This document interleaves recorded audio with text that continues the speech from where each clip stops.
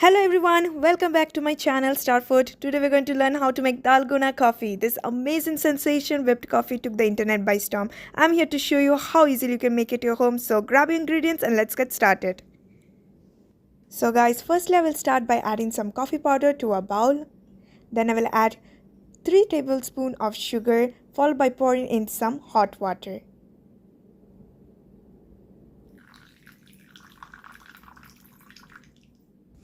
Finally, I will whisk all the ingredients until they achieve a smooth, frothy texture.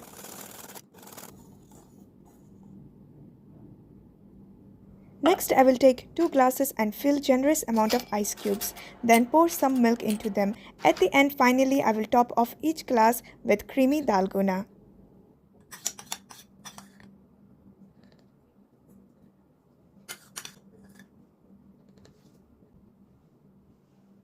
And there you have it, a delicious creamy Dalgona coffee made right at home. I hope you guys enjoyed this tutorial as much as I enjoyed making it. Thank you for watching and see you guys next time.